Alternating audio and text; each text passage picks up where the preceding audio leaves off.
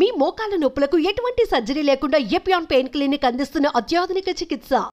నమస్తే, welcome to Suman TV. ప్రతి మహిళకి పీరియడ్స్ అనేది చాలా ఇంపార్టెంట్. ఈ పీరియడ్స్ ఆధారంగానే మనం ఎంత హెల్తీగా ఉన్నాం అనే విషయాన్ని కూడా మనకి గుర్తు చేస్తూ ఉంటుంది. అయితే పీరియడ్స్లోని ఎటువంటి లక్షణాలు కనిపిస్తే ఇది సర్వైకల్ క్యాన్సర్ అని తెలుసుకునే అవకాశం ఉంటుంది. ఈ విషయాన్ని డిస్కస్ చేసేందుకు మనతో పాటు ఉన్నారు గైనిక్ ఆంకాలజిస్ట్ డాక్టర్ సాయిలక్ష్మి దయాన గారు from Apollo hospital, Jubilee hills. Hello ma'am. Hello ma'am, సాధారణంగా పీరియడ్స్ని పెద్దగా అమ్మాయిలు ఇటీవల కాలంలోని ఎవరు అంత కేర్ చేయరు.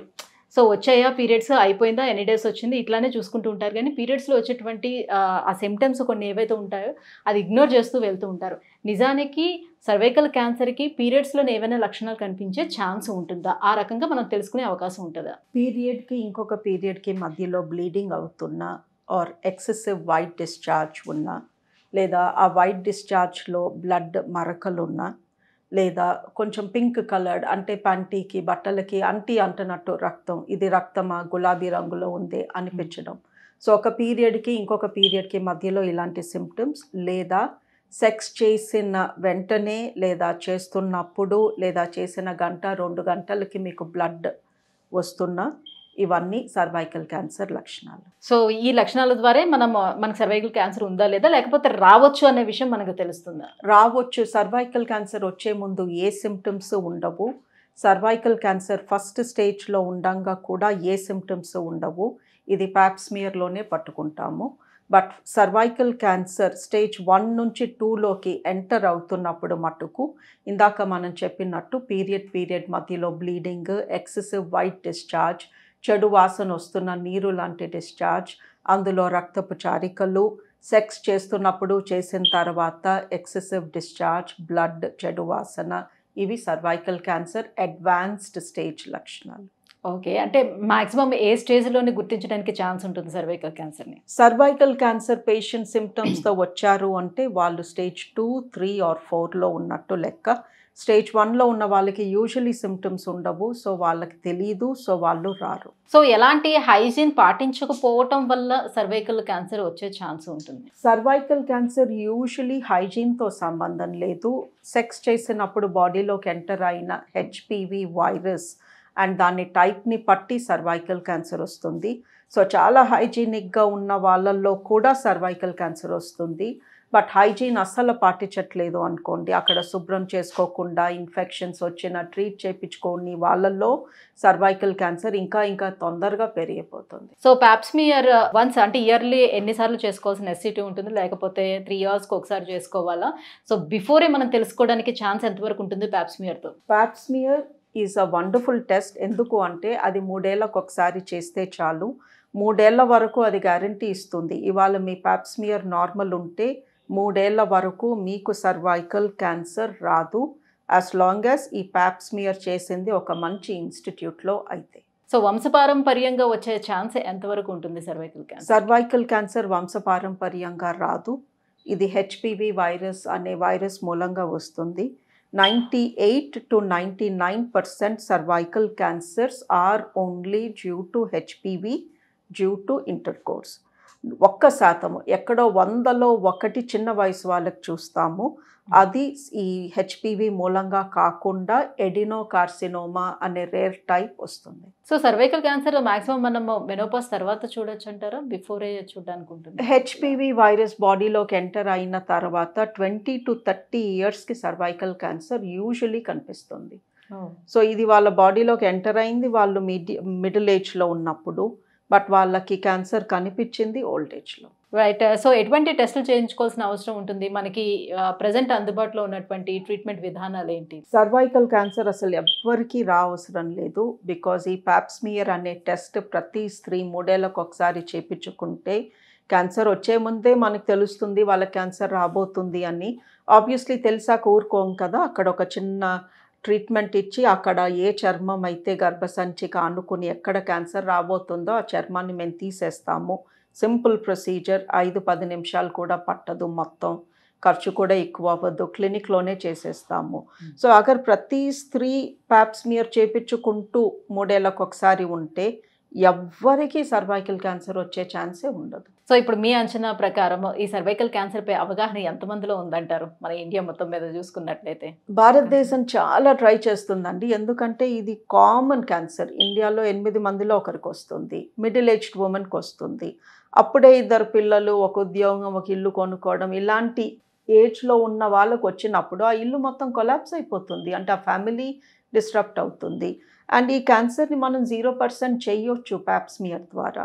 పిల్లలకి హెచ్పివి వ్యాక్సిన్ ఇచ్చి వాళ్ళు పెద్ద అయ్యాక క్యాన్సర్ రాకుండా చూడొచ్చు. సో WHO అంటుంది 2030 ఇంకొక 5 ఏళ్లలో ఈ క్యాన్సర్ని మనం 70% అన్నా తగ్గించాలి. బికాజ్ ఇట్ క్యాన్ బి, మనం 100% తగ్గించవచ్చు, బట్ 2050 కల్లా ఈ క్యాన్సర్ పేరు వినిపించకూడదు.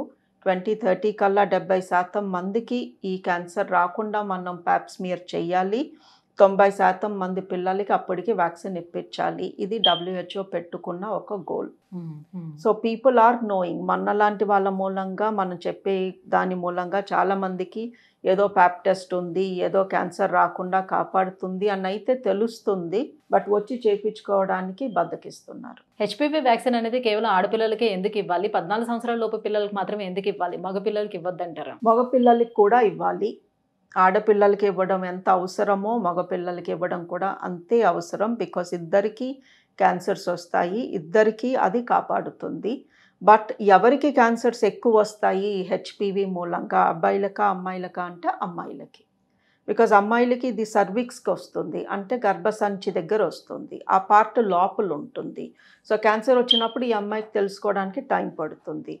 ఇదే క్యాన్సర్ అబ్బాయిలకి పురుషాంగం పైన ఉంటుంది, అది బయట ఉంటుంది. కాబట్టి క్యాన్సర్ రాకముందే అక్కడ ఒక చిన్న తేడా రాగానే ఈ అబ్బాయి డాక్టర్ దగ్గరికి వెళ్తాడు. సో ఇద్దరికీ క్యాన్సర్స్ వస్తాయి, బట్ అమ్మాయిలకి లేట్గా తెలుస్తుంది, అబ్బాయిలకి ముందే తెలుస్తుంది. కాబట్టి వాళ్ళు జాగ్రత్తలు తీసుకుంటారు. సో మీకు ఇద్దరు ఉన్నారు, నాకు ఒక పాప ఉంది, ఒక బాబు ఉన్నాడు, ఇద్దరికీ ఈ క్యాన్సర్ రావచ్చు వాళ్ళు పెద్ద అయ్యాక. నాకు కొన్నే డబ్బులు ఉన్నాయి, నేను ఎవరి పైన ఫోకస్ చేయాలి అంటే ఎవరికి రిస్క్ ఎక్కువ వాళ్ళ పైన ఫోకస్ చేస్తాను. ఇప్పుడు ఆడపిల్ల మీద పెట్టుకోవాలి. బట్ నాకు ఇద్దరికి ఇచ్చే ఓపిక ఉన్నప్పుడు ఇద్దరికి ఇవ్వాలి. సో ఇద్దరికి, అన్ని డెవలప్డ్ కంట్రీస్ బాయ్స్కి గర్ల్స్కి ఇద్దరికి వ్యాక్సిన్ ఇవ్వమంటున్నారు. బట్ డెవలపింగ్ కంట్రీలో, ఎస్పెషల్లీ ఇండియాలో, ఏదన్నా కొంచెమే ఉన్నప్పుడు అబ్బాయికి ఇవ్వడానికి ప్రిఫర్ చేస్తారు. అది మన కల్చర్లో ఎప్పటి నుంచో అలా ఉండిపోయింది. బట్ ఈ క్యాన్సర్ అమ్మాయిల్లో ఎక్కువ చూస్తున్నాము. సో అందుకే ఫస్ట్ అమ్మాయిలందరికీ ఇచ్చేయండి, తర్వాత అబ్బాయిల పైన ఫోకస్ చేసి అబ్బాయిలకు కూడా ఇవ్వండి అని అంటున్నారు. అంటే 14 ఇయర్స్ ఏజ్ బిలో వాళ్ళకి ఎందుకు ఇవ్వమంటున్నారు? 14 ఇయర్స్ దాటిన తర్వాత పిల్లలకి ఇస్తే అది పెద్దగా పనిచేయదంటారా? ఎందుకని? అబ్సల్యూట్లీ నాట్ అండి. బట్ మీరు ఆలోచిస్తే ఈ వైరస్ బాడీలో ఎలా ఎంటర్ అవుతుంది? ఇంటిమేట్గా ఫిజికల్ కాంటాక్ట్ చేయడం మూలంగా. సో కిస్సింగ్, నేకెడ్గా హగ్గింగ్ అండ్ సెక్షువల్ యాక్టివిటీ. ఇది ఎవరైనా ఎప్పుడు చేస్తారు? టీనేజ్ ఎంటర్ అయ్యాక చేస్తారు, స్కూల్ దాటాక, ఇంటర్, డిగ్రీ కాలేజెస్లో చేస్తారు. సో వాళ్ళు ఆ స్టేజ్కి వెళ్ళక ముందే ఇచ్చేస్తే ప్రొటెక్ట్ అవుతారు కదా, అది concept. So once treatment finish అయిన తర్వాత వాళ్ళు ఏ రకంగా సర్వైవ్ అవ్వగలుగుతారు? And I mean normal life వాళ్ళు లీడ్ చేయడానికి ఎంతవరకు సాధ్యం అవుతుంది? సర్వైకల్ క్యాన్సర్ సర్వైవల్ చాలా బాగుంటుంది. Almost everybody has a nice normal life. Cervical cancer మూలంగా చనిపోవడం అనేది చాలా తక్కువ. ఎందుకంటే స్టేజ్ 3లో కిడ్నీస్ పైన ఎఫెక్ట్ పడుతుంది. స్టేజ్ 4 అంటే బాడీలో డిఫరెంట్ పార్ట్స్కి వెళ్ళిపోయింది అన్నట్టు. స్టేజ్ 3, స్టేజ్ 4కి ముందు ఈ స్టేజ్ 2లో చాలా సిమ్టమ్స్ ఉంటాయి. బ్లీడింగ్ అవ్వడము, ఎస్పెషల్లీ బాగా చెడు వాసనతో వాటరీ డిశ్చార్జ్. అంటే ఎంత వాసన వస్తుంది అంటే వాళ్ళకి తెలిసిపోతుంది ఏదో లోపల కుళ్ళిపోతుంది, నాలో ఏదో చెడు జరుగుతుంది అని. సో చాలామంది స్టేజ్ 2 ఆర్ ఎర్లీ స్టేజ్ 3లో వచ్చేస్తారు.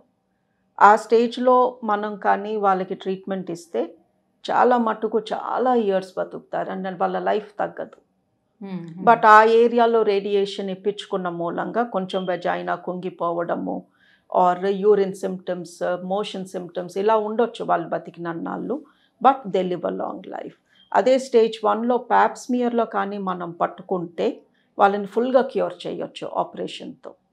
అండ్ ఆపరేషన్ చేశాక మనం ఇంకా ఏ రేడియేషన్ ఇవ్వకుండా వాళ్ళు నయమైపోయారు అనుకోండి, నార్మల్ లైఫ్ ఉంటుంది, వేరే ఏ సైడ్ ఎఫెక్ట్స్ ఉండవు.